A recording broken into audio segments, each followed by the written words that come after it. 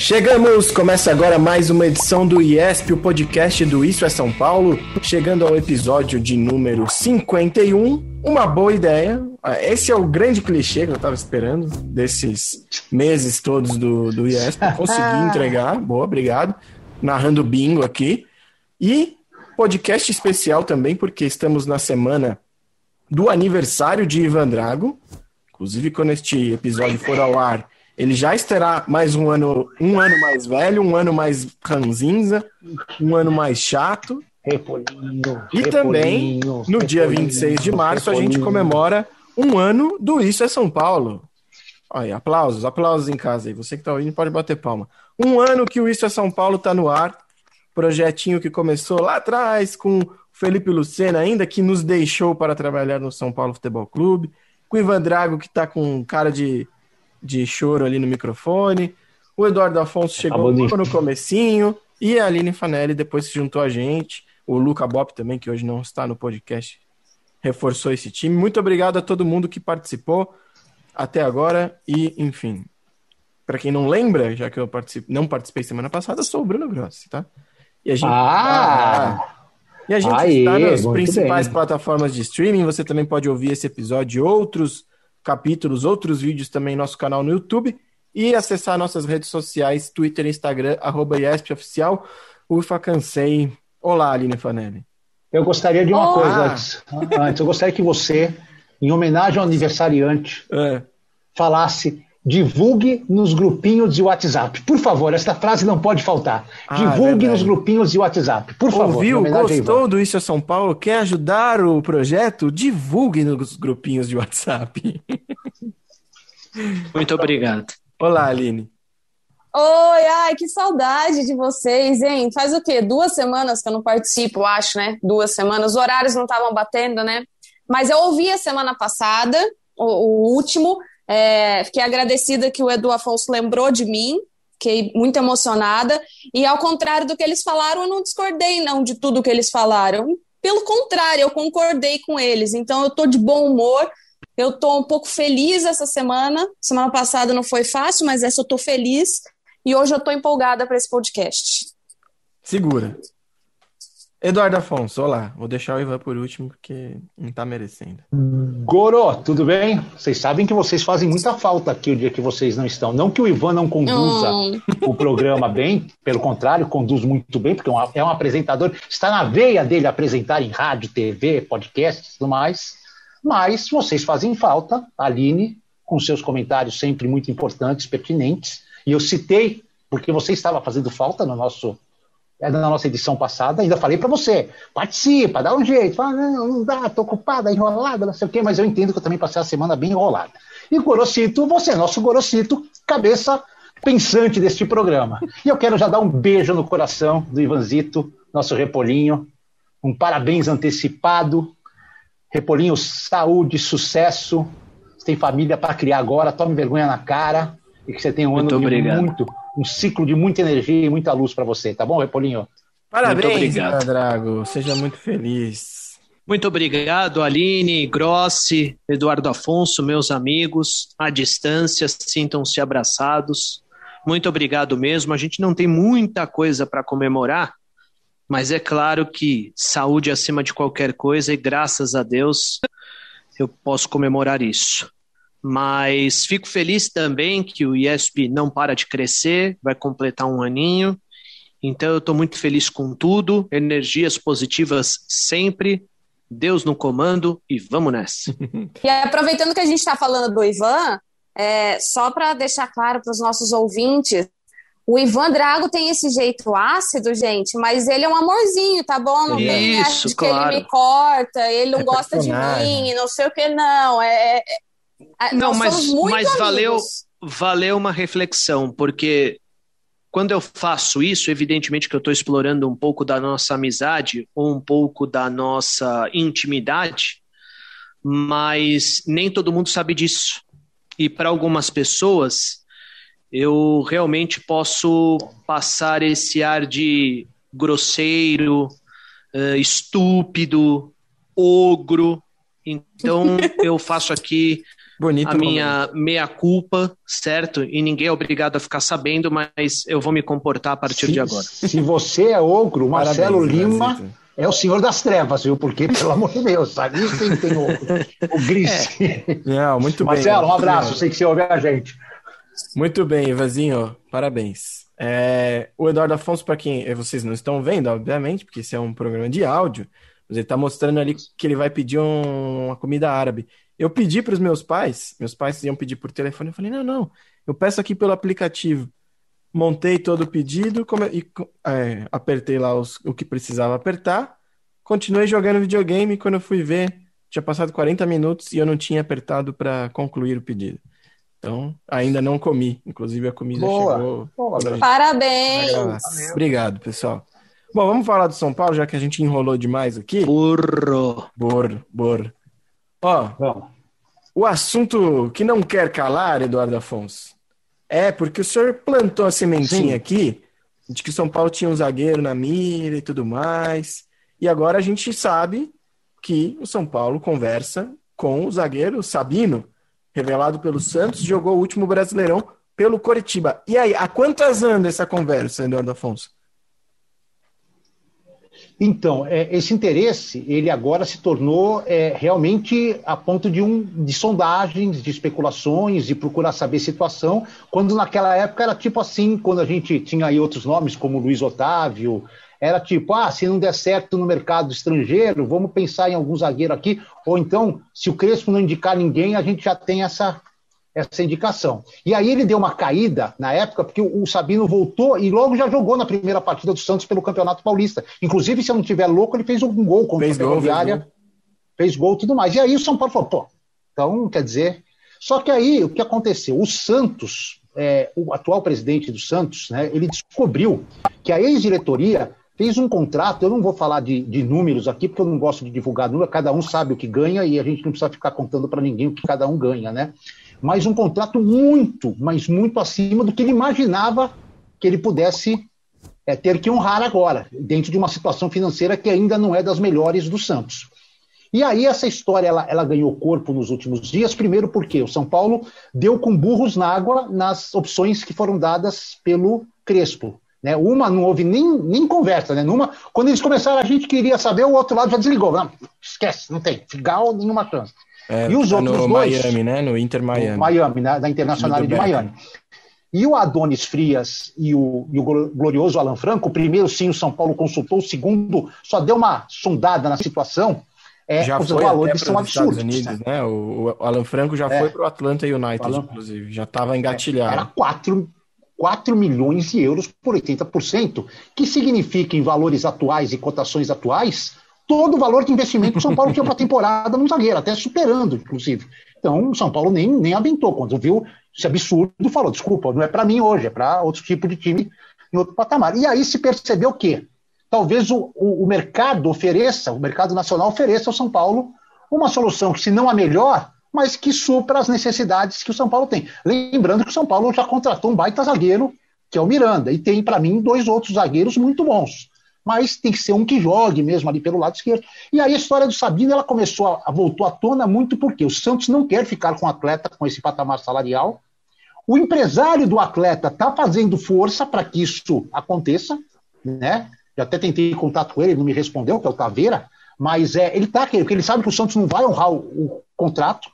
E aí o São Paulo falou, quem sabe se houver uma possibilidade de um arranjo, né, do tipo, eu te alivio aí, você não me cobra nada do empréstimo, eu te alivio a folha de pagamento, você paga uma parte menor, vem para cá, uma parte desse salário eu consigo pagar, pode caminhar. Eu não estou dizendo que vai fechar, mas pode caminhar. Já evoluiu para o começo daquele momento da negociação que as coisas começam a tentar se ajeitar. Lógico, pode acontecer 1000 coisas. Aí. O Santos pode não concordar em emprestar de graça, o São Paulo pode não concordar com a porcentagem que o Santos quer que ele pague, enfim. Mas é o nome que hoje está ali na mesinha, sendo analisado, tudo mais, que pode ser tanto contratado como descartado a qualquer momento.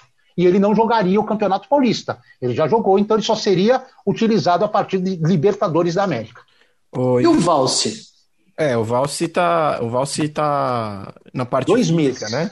2 meses. 2 meses de expectativa, o Monte falou. Né? 2 meses. Ô, Ivan, você gostou do Brasileirão do Sabino ou acha que ele deu uma dourada na pílula porque fazia gol de pênalti e aí chamava atenção por isso? Poxa, para ser muito sincero, lembro pouca coisa dele, cara. Uhum. Muito pouco mesmo, assim. Talvez mais pelas batidas de pênalti, enfim.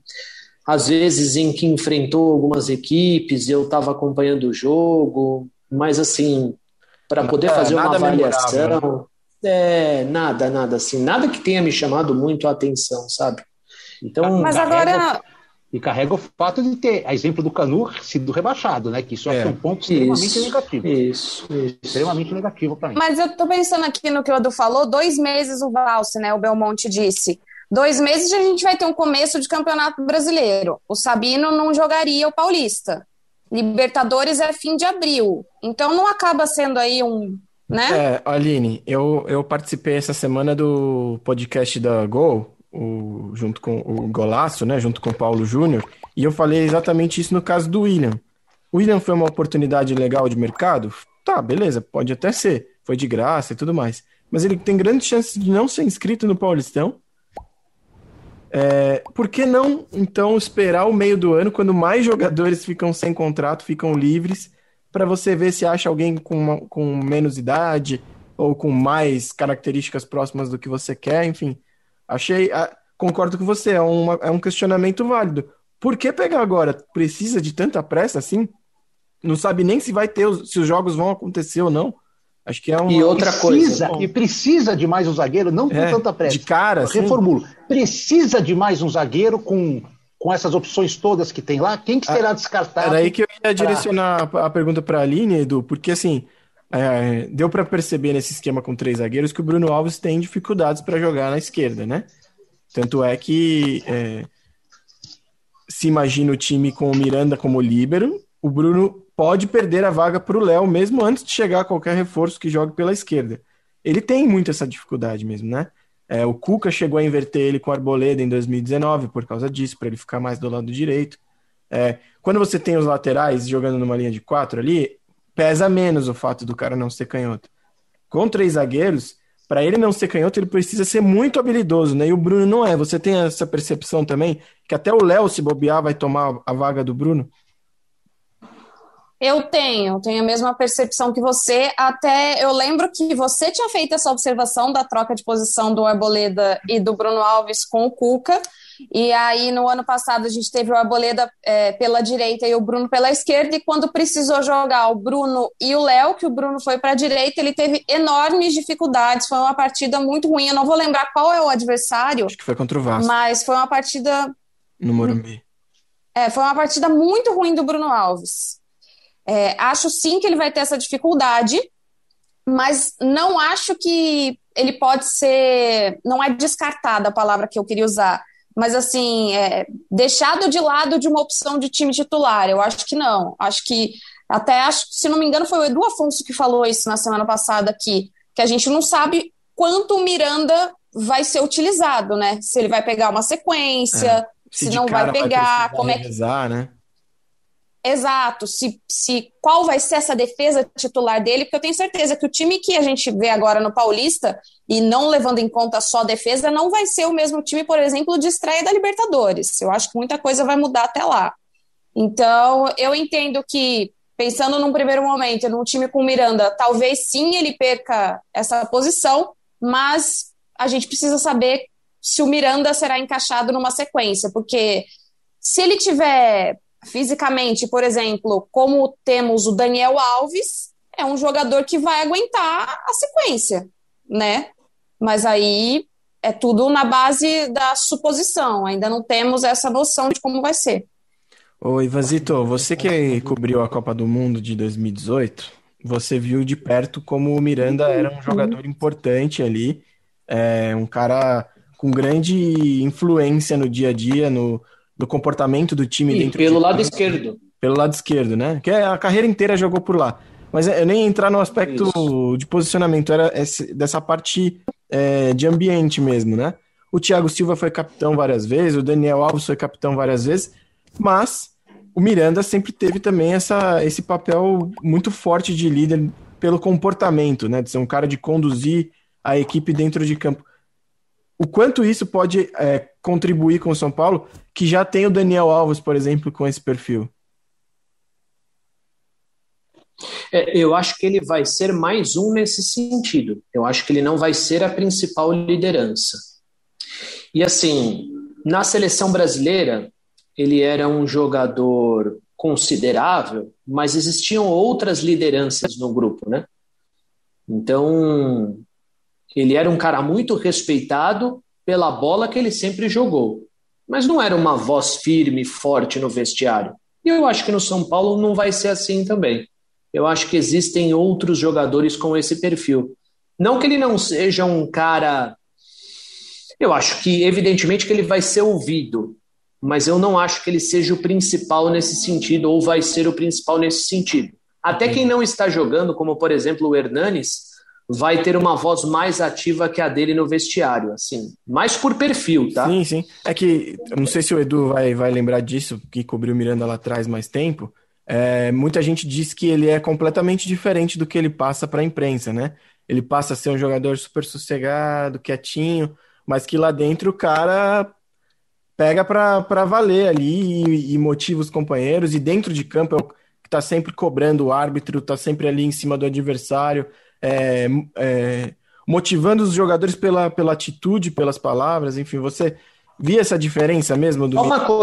Só uma coisa, antes do Dudu, só uma coisa, eu fiquei muito impressionado com as palavras dele quando, eu acho que foi o Eduardo Afonso, não me lembro agora quem é que perguntou para ele, sobre a importância do Muricy, né, na contratação dele. E quando o Muricy o questionou, ele questionou o Muricy. Opa, peraí, não. Que São Paulo que eu vou encontrar? Uhum. Passando uma mensagem muito clara. Eu não estou afim de passear e não estou afim de passar perrengue. Se o São Paulo vai passar por um momento de crise novamente, e eu estou indo aí só para ficar apagando incêndio, eu estou fora. Certo? Ou eu vou encontrar em um grupo comprometido e um projeto de trabalho interessante para pensar em coisas grandes, ou eu tô fora e eu vou para outro lugar. Pagar incêndio por apagar incêndio, eu vou para outro lugar. Entendeu? Poderia até para o Coxa, onde ele iniciou a carreira, Curitiba. Então, para mim, me chamou muita atenção essa resposta dele. E eu acho que isso ele vai levar para o vestiário. Eu acho que no final das contas ele vai chamar responsabilidade para muita coisa. Se ele entender que tem muita gente ali que não está afim de nada, eu acho que ele vai se posicionar e eu acho que ele vai externar isso aí também. Não sei se de uma maneira muito clara, mas eu acho que ele está abraçando um projeto e quem não andar na linha com ele, eu acho que ele vai acabar se rebelando aí. Fala, Edu. Tá no mudo, Edu. Tá dando bronca dos meus cachorros aqui. Estão demais. Ele não é o tipo de liderança Felipe Melo, por exemplo, sabe? Sim, extravagante em gestos, em palavreados, em declarações. Isso já não era naquela época, nunca foi. E a gente percebe isso até na forma como ele conduz a sua vida e conduziu, né? Um jogador sempre muito longe de polêmicas, discreto, longe de situações mal explicadas, é o discreto. Só que dentro de campo, e ele foi líder, mesmo tendo ao seu lado, naquele tricampeonato, jogadores também de uma personalidade muito forte. A gente pode falar de um que é o Lugano, mas que ainda estava num período de adaptação ao Brasil, não era esse Lugano era um Lugano já muito esclarecido, mas muito novo e muito adaptável. André Dias era um jogador também muito esclarecido. O Fabão talvez fosse de todos, o Fabão e o Rodrigo, que jogaram ali com ele, fossem jogadores assim, mais futebol e menos liderança, tipo que iam com a galera. O Miranda teve sim muita força naquele time que conquistou o tricampeonato brasileiro por algumas atitudes. O único problema é que naquela época nenhum jogador poderia ser líder absoluto do São Paulo, porque o São Paulo já tinha um líder absoluto incontestável que se chamava Rogério Ceni. Então, basicamente, os perrengues todos e as cobranças todas saíam do lado do Rogério Ceni, saíam da boca do Rogério Ceni. Mas o Miranda sempre estava alinhado a esse tipo de conduta do Rogério do que a conduta do cara que não estava nem aí. E acho que o Ivan disse uma coisa bem legal, também acho isso. Se ele sentir no vestiário que os caras estão tipo, vai daqui que se for dali, o caramba, tudo mais, deixa correr. Eu acho que ele vai ser um dos primeiros que vai falar, gente, estou com 36 anos, minha carreira é consolidada, eu não preciso de grana, não preciso de nada. Eu podia chegar e jogar onde eu quisesse, no time que me revelou lá no bairro da minha cidade. Eu vim aqui, eu não vou deixar vocês fazerem isso não, com a minha carreira, inclusive. Então, eu acho que é isso que o Ivan falou. Tenho essa percepção também. Ô Grossi, só uma coisa com relação ao mercado, né, e essa posição, eu acho que está muito claro para todo mundo.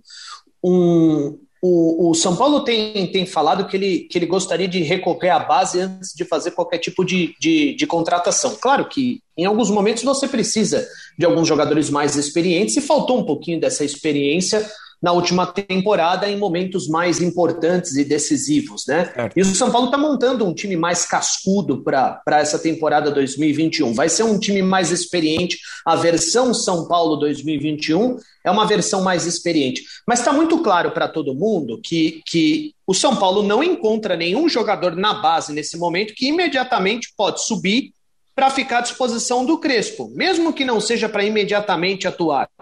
Mas não Zagueiro? tem esse jogador. Zagueiro.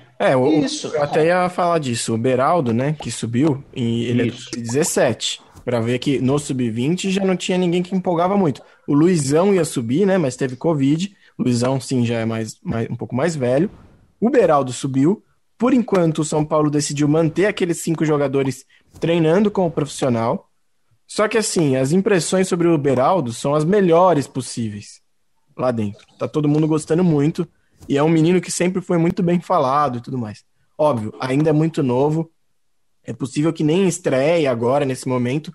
Mas é importante que ele esteja ali convivendo com o Miranda, convivendo com os outros zagueiros, com o Crespo, para já ir ganhando um pouco dessa experiência do time profissional, né? Mas, de fato, mesmo nas outras posições, né? Acho que quem tem mais chance aí de jogar com alguma frequência é o Wellington, lateral esquerdo. De resto, não consigo imaginar ninguém assim, Galeano, talvez, e olhe lá. Ô, Aline. Um detalhe, nosso Bruno, só falando, vamos imaginar assim, a gente começou com o assunto Sabino, né? E a questão, será que, né?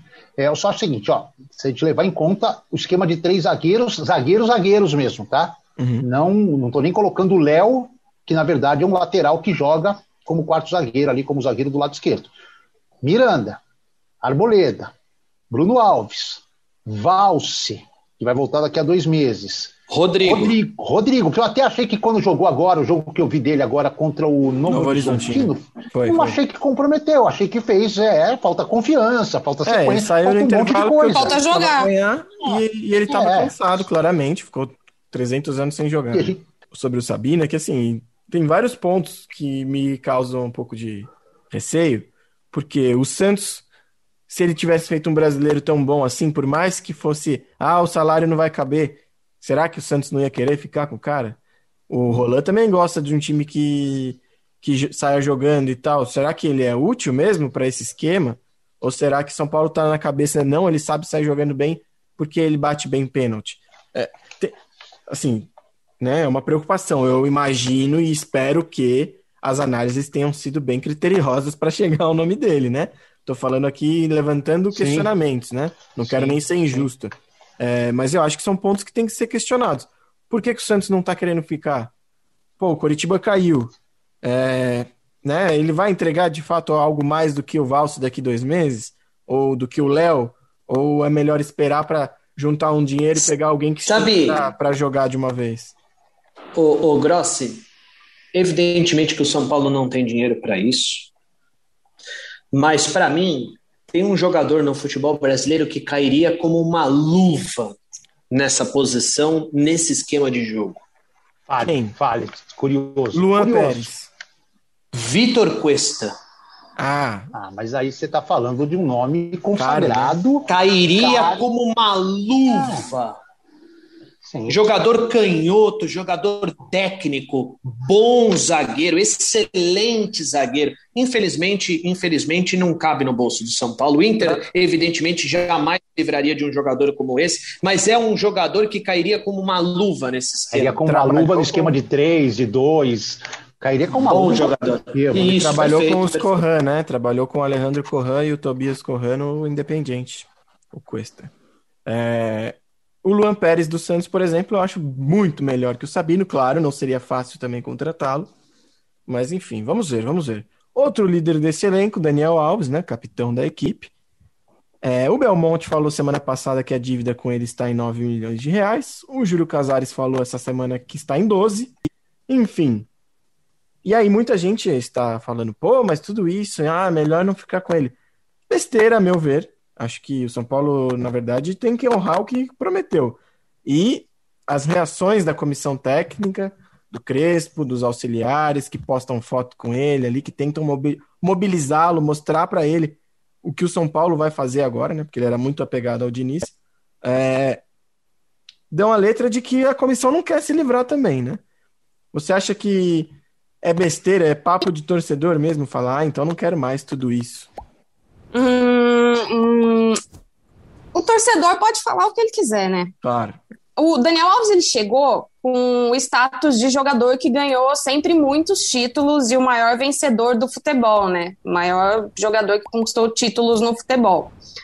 E aí, o torcedor fica incomodado com algumas situações, com aquela coisa do Daniel Alves não sair do time, Diniz não tirar ele, enfim. E aí, acaba virando uma bolinha ali de neve pro torcedor, que tem direito de falar, olha, dá um jeito de tirar ele do time, ele é muito caro, mas por outro lado, não dá para você ignorar a quantidade de milhões, esses milhões envolvidos no Daniel Alves ficar ou no Daniel Alves sair. Eu, honestamente, claro, a dívida é muito alta, mas eu não sei se já com essa temporada, eu achei que se fosse ter alguma movimentação, seria antes. Não sei se agora tem alguma sinalização de saída, enfim, o fato a janela, né? A janela abrir para ele poder sair, se ele quisesse. O fato uma coisa foi prometida e essa coisa não foi cumprida. Tudo bem, tivemos o agravante da pandemia que não pode ser ignorado, mas enfim, não tem que correr atrás do prejuízo. Eu acho que essa gestão está correndo atrás do prejuízo, mas não é fácil, né? Essa diferença de valores do Belmonte para o Casares, de 25%, 3 milhões de reais na dívida, ela também tem a ver um pouco porque o Belmonte não considerou o ganho dele de março agora, que é quando entra aquela parcelona grande. Provavelmente, não é nenhuma informação, é uma dedução. Provavelmente o Júlio já considerou que não vai poder pagar na totalidade o pacote. Então ele já está até projetando o que vai ficar após o término de março essa dívida. Eu acho, Grossi, que assim, eu já pensei muito, já refleti muito aqui qual a importância do Daniel Alves. Mas dentro dessa estrutura que o São Paulo está montando, eu acho que é fundamental permanecer com ele. E acho que o Daniel Alves, que é um cara muito inteligente, talvez um dos jogadores em atividade mais inteligentes com a sua carreira e com o que está fazendo na hora de falar, de se pronunciar e tudo mais, eu acho que também cabe a ele entender um pouco que o acordo que foi feito lá atrás para trazê-lo era um acordo condicionado a algumas variantes que ficaram impedidas de serem até procuradas durante a pandemia, né? Que é buscar o patrocinador, o direito de imagem, que pagasse uma parte do montante maior, enfim, o São Paulo conseguir títulos e buscar, e tudo deu errado. Então ele pode aí esticar, quem sabe, mais um ano e parcelar essa dívida nesse ano esticado, ou de repente fazer um novo contrato com valores mais palpáveis do atual momento do futebol mundial, eu diria até não só brasileiro. Enfim, agora o Daniel ainda, se ele tiver mercado que possa lhe pagar o que ele quer, e que lhe dê condições de estar num time de bom para alto nível, que é o caso do São Paulo hoje, de bom para alto nível, ele pode, com todo o amor que diz ter para o São Paulo, preferir receber isso sem estar no São Paulo e procurar, não deixar que isso aumente mais ainda, que essa bola de neve corra mais a montanha, e procurar. Não seria injusto da parte dele isso acontecer. Até entendeu? Pelo que a Lilian falou, quem prometeu foi o São Paulo, né, Ivan? Isso. Para mim, essa questão, se deve ou não pagar, ela, na verdade, não tem discussão. Para mim, o Daniel Alves é fundamental em todos os sentidos. Se cabe no bolso do São Paulo, tem que fazer todos os esforços necessários para mantê-lo, porque ele agrega em todos os sentidos. Só o que eu acho, e que eu acho que pelo menos tem sido muito mal conduzido, é o seguinte: o São Paulo deve a ele uma quantia e precisa pagar os próximos ordenados. Então tem que pagar o que ficou para trás e tem que pagar os próximos ordenados. A presidência ou a diretoria tem que pensar no seguinte: o Daniel Alves cabe no bolso do São Paulo. Se não tivesse essa quantia para pagar, esse atrasado, o Daniel Alves cabe no bolso do São Paulo? Cabe no bolso do São Paulo, perfeito. Então essa dívida já teria que estar incluída no budget que o clube tinha para gastar nessa temporada 2021. Exato. Não cabe na cabeça de ninguém que o São Paulo tenha gastado, por exemplo, eu não sei o valor, mas o Eduardo falou em aproximadamente 8 milhões de reais pelo Orejuela. 16 milhões de reais em todas as contratações. Entre luvas e pagamentos. Não, no pagamentos não. 16 gastos com pagamentos para eles virem. Isso. Para adquirir. Então são 13 milhões e 500 pelo Orejuela, mais o perdão de uma dívida de 700 mil. Eu acho que esse perdão nem entra no orçamento, e ele só foi para abater um pouco o valor. 250 mil pelo Bruno Rodrigues de empréstimo e 1 milhão e 600 mil em 3 parcelas, 50%, 25% e 25% pelo Benítez para o Independente. Somando em milhões de reais, isso dá 16 milhões. Ainda 9 milhões abaixo daquele orçamento de 25, que era de 37 e que caiu para 25 sem muita explicação, talvez porque tenham tirado essa diferença justamente pensando em saldar dívidas como a do Daniel, a do Juan Fran, a do Hernanes e outras. Perfeito, mas essa dívida tinha que estar incluída no budget que o departamento de futebol tem ou tinha para gastar nessa temporada 2021. Acho que isso é muito claro. O Daniel Alves presente é um excelente reforço. Todo mundo diz isso. Você fala com os novos diretores, porque para muita gente o Daniel Alves não teria mais a mesma moral que tinha com a ex-diretoria, com a diretoria anterior e principalmente com o Fernando Diniz. Muito pelo contrário, ele continua com a mesma moral. Você conversa com os novos diretores, é só elogios. São só elogios. Você conversa com o Muricy Ramalho, coordenador de futebol, são só elogios. Você conversa com o Crespo elogia o cara e uma das primeiras coisas que ele pediu: mantenham o Daniel Alves. Então isso já deveria estar incluído. Eu imagino que já está incluído. Eu só não quero crer que o São Paulo tenha gastado dinheiro em reforços e agora vai pensar em como vai pagar o Daniel Alves, tendo a possibilidade de não haver um acordo. Isso para mim seria inadmissível. São Paulo contratar William, Éder, Miranda, todo mundo que contratou e vem agora e fala o seguinte: então não houve acerto com o Daniel Alves e o camisa 10 vai sair. Porra! E você acha que pode, tipo assim, até o próprio Daniel pensar do tipo, a galera tá contratando e aí ninguém fala nada do que tá devendo, como é que vai ser feito? Ele ganha um argumento para não baixar o salário. Aliás, eu acho um absurdo falar em baixar o salário, porque ninguém apontou uma arma na cabeça do São Paulo para pagar o que prometeu, né? Então, assim, a única coisa... Eles podem e outra diluir, coisa, assim... podem diluir, né? Exatamente. Mas vamos supor, a gente sabe que não é assim que funciona. A mecânica não é essa, tá? O Daniel Alves recebe cerca de R$500 mil por mês e o São Paulo tem que pagar as luvas para ele semestralmente, que elas variam, mas o São Paulo basicamente tem que pagar R$6 milhões por semestre, tá? Se a gente diluir isso ao longo de 12 meses, dá basicamente R$1,5 milhão. Esse R$1,5 milhão, ele já deve estar incluído na folha salarial do clube, então já parte de R$1,5 milhão. Bom, se o São Paulo vai ter uma folha salarial mensal de R$10 milhões, R$1,5 milhão vai para o Daniel Alves, porque isso já foi acordado com ele. Se isso já está acordado, se o São Paulo tem condições de fazer isso, tem que fazer.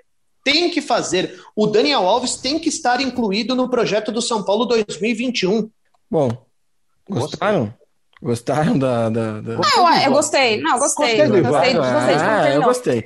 Eu concordo. Eu não vou discordar de nada do Ivan. Não, concordo. Eu acho que o grande ponto, e de novo, o que a Aline falou, é o São Paulo que combinou uma coisa com ele e agora tem que cumprir. O problema agora é do São Paulo. Para pagar, para desfazer, para parcelar, enfim, o problema é do São Paulo. A questão é saber se o Daniel Alves tem sido informado ou se as conversas têm acontecendo para falar sobre a situação, né? Ou se ele está no escuro. Acho que esse é o grande ponto mesmo, Aline, assim, o São Paulo combinou, não importa se trocou a diretoria, não importa se a antiga diretoria de marketing não conseguia nada relevante para o clube, O Daniel Alves não tem nada a ver com isso. Nada a ver. Ah, mas tá na pandemia, ele tem que entender. Não, São Paulo que tem que entender e oferecer para ele uma condição para pagar, que ele, enfim, ele não tem culpa de nada. Assim, acho que transferir a responsabilidade para ele resolver é a coisa mais sem cabimento. E aí eu falei no começo desse tema da influência da comissão técnica, né? O Crespo fala dele em coletiva, os auxiliares postam foto com o Daniel Alves nas redes sociais, falando que ele é o grande jogador, que ele é histórico, que não sei o quê. Os caras estão tentando mobilizá-lo, porque, óbvio, existe a preocupação de que ele fique pé da vida com essa situação financeira e resolva sair. Então, existe essa possibilidade. Então, eu sinto da comissão técnica um trabalho de tentar mobilizar, de convencer, um trabalho de convencimento para o Daniel Alves de que, você gostava do Diniz, você vai gostar da gente também. Fica aqui que a gente pode conquistar coisas grandes como você queria.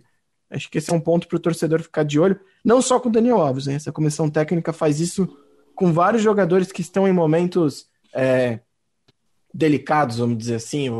O Luan, por exemplo, estava para renovar, tinha proposta, não tinha. O Alejandro. O Alejandro, né? Preparador físico, postou foto com ele. O Gustavo Nepote, né, o preparador de goleiro, também postou foto hoje com o Yang, né, goleiro que subiu agora para o profissional. Então, eles tomam esses cuidados, são besteirinhas, assim, à primeira vista, podem até parecer, mas isso mostra uma preocupação desses caras em manter o time junto, mobilizado, acreditando que está todo mundo trabalhando na mesma direção. Eu só acho um negócio assim, eu vou falar uma coisa me colocando no lugar do Daniel Alves, tá? Vamos lá, eu fui contratado pela empresa Isso é São Paulo, Bruno Grossi me procurou, era o presidente da empresa, falou: Edu, queremos você, tal, a gente vai pagar isso, X, Y e Z dessa forma, o X a cada mês e o Y, Z juntos a cada 6 meses, né?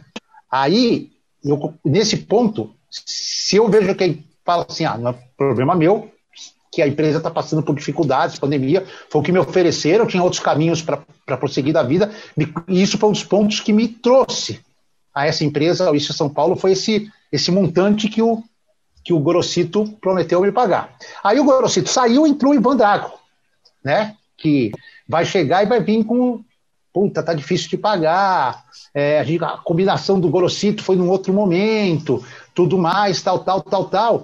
Acho que assim, embora eu respeite todas essas opiniões, acho que cabe a ele também, não quer chegar e falar, não, eu tô comovido, baixa meu salário. Não, mas acho que assim, ele pode, como todos nós estamos fazendo em todas as nossas empresas, entender um pouco a situação e, não digo abrir mão, mas facilitar, procurar um acordo que seja bom para ele, que ele não perca nada do que foi combinado, mas que o clube possa honrar, porque ele gosta do clube. Eu gosto muito do Isso é São Paulo. Não é porque o Gorosito saiu e o Ivan vai tocar que eu vou, de repente, falar, Ivan, vamos fazer o seguinte, vamos manter esse valor X ao final, mas não me pagando, como que você acha que dá para me pagar esse ano, que ainda estamos na pandemia? Você pode honrar com 40% do que se combinou e a gente deixa esse 60% lá para frente? Aí quando entrar uma grana de uma venda, né, você vai e me paga uma parte do 60%. Acho que tem conversa, entendeu? Também não pode só falar assim, combinou pagar e o jogador que...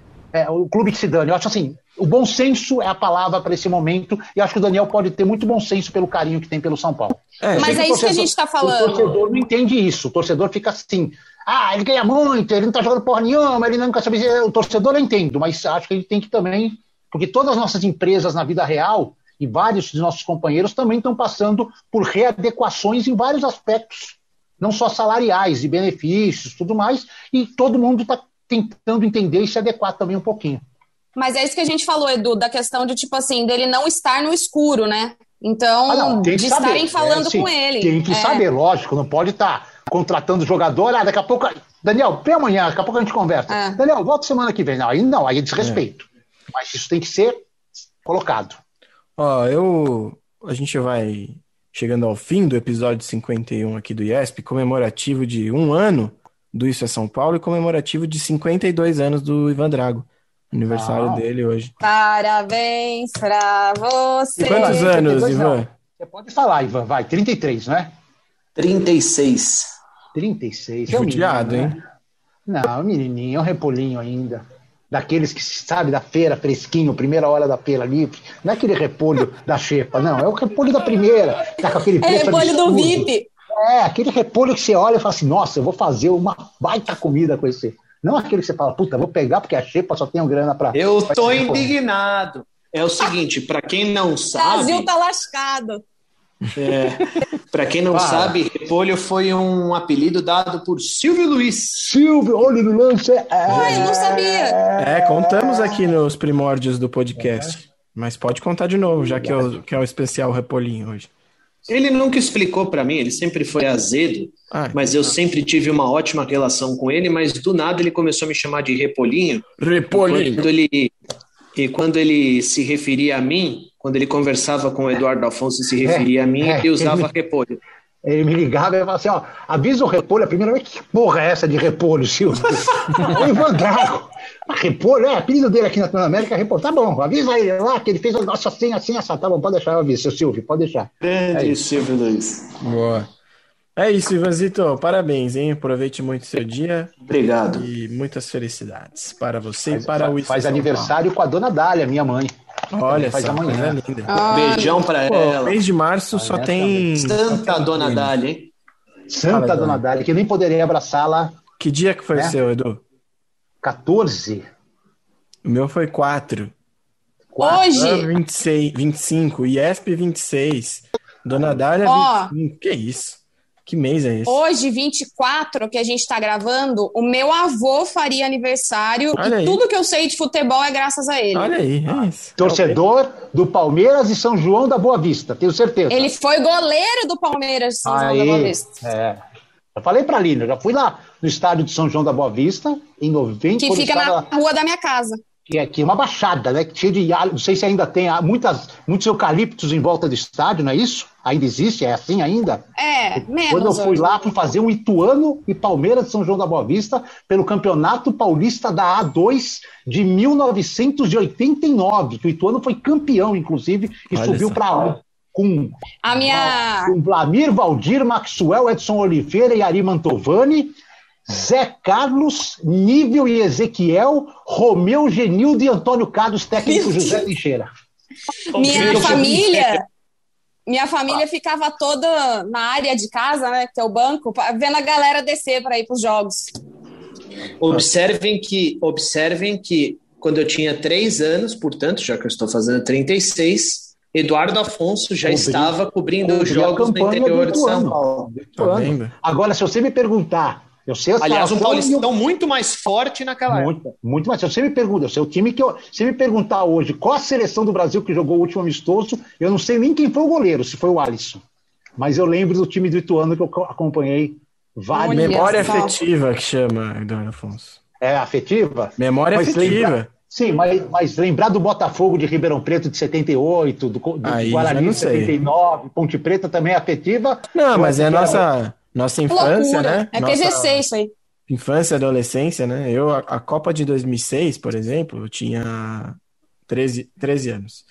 Eu acompanhei, acho que todos os jogos. Eu saía correndo da escola para uma lanchonete que tinha do lado para ver o jogo da hora do almoço, até a hora de ir embora para casa. E, enfim, eu tinha um caderninho que eu anotava tudo. Teve um momento da minha vida que eu sabia até quem tinha feito todos os gols. Eu sabia falar de cabo a rabo quem tinha feito todos os gols.